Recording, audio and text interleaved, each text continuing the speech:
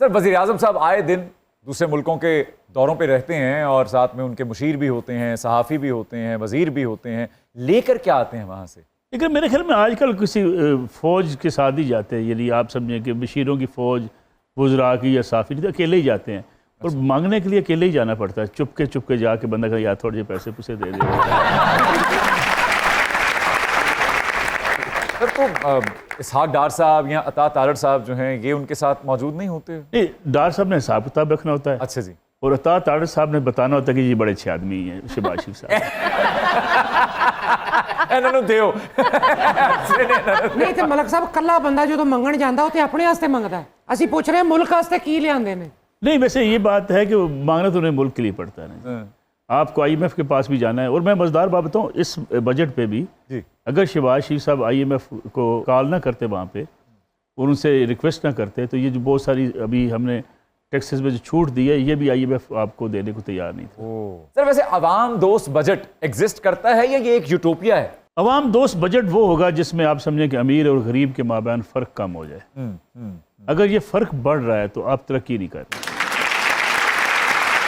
وزیر اعظم صاحب نے پوسٹ بجٹ اجلاس میں نیا معاشی پلان دیا ہے۔ انہوں نے کہا کہ اگر 4 بھائی ہیں تو 1 روٹی ہے، چاروں بانٹ کے کھا لیں، ایج کی مسئلہ ہے۔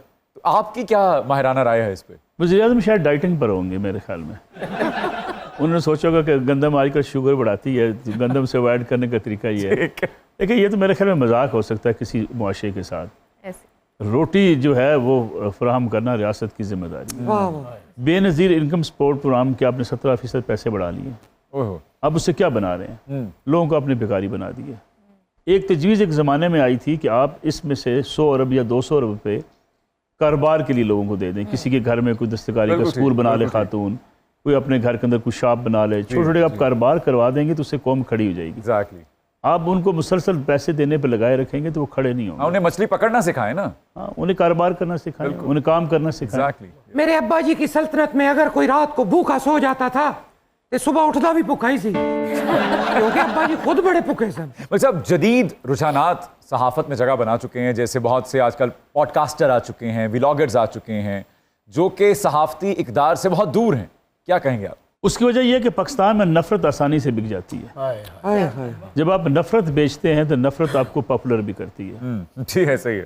جب آپ پاپولر ہوتے ہیں تو پھر آپ کو مزہ آ جاتا ہے۔ کہ آپ کو ایک واقعہ سناؤں، ہمارے وہ ایک جاننے والے ہیں، ان کا دادا ابو کے ساتھ اس نے ویسے کیا ہوا تھا چھوٹا سا چٹ چیٹ، تو اس نے ویڈیو ڈال دی، تو دادا ابو سے پوچھا حکومت کون سی اچھی ہے، دادا ابو گالیاں دے رہے ہیں۔ اس نے پھر کہا فلاں حکومت کیسی ہے، وہ اس کو بھی گالیاں دے رہے ہیں۔ تو وہ میں نے اس کے پوتے سے کہا، میں نے کہا یار بے شرم آدمی، اپنے دادا بزرگ آدمی ہے، اس کی تو نے ویڈیو لگائی ہے گالیاں دینے والی، دادا ان پڑھ آدمی ہے لیکن اس کو پتہ چلے گا ناراض ہو گیا تو نے ویڈیو ڈالی ہے۔ کہنا چھڈو جی، دادا بڑا خوش ہے، 6 لاکھ ویوز آ گئے۔